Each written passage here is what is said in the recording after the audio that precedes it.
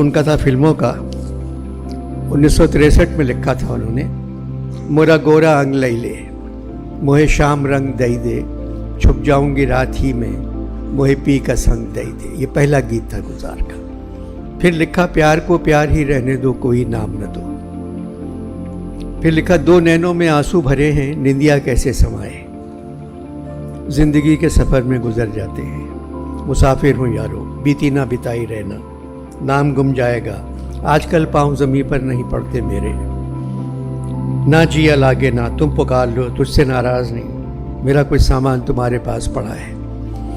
अगर यहाँ उनसे शादी होती तो मेरा कोई सामान तुम्हारे पास पड़ा है, वो लौटा दो ना, तो उसमें fridge, air conditioner, jewellery, carpet ये होता।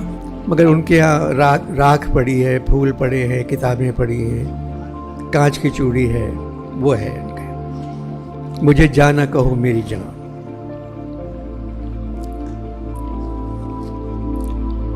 इन्होंने नज़ीर को ज़रूर पढ़ा होगा, क्योंकि नज़ीर का रंग इनके यहाँ एक दो गानों में आता है ज़रूर। नज़ीर ने कहा था, जब आई होली रंग भरी,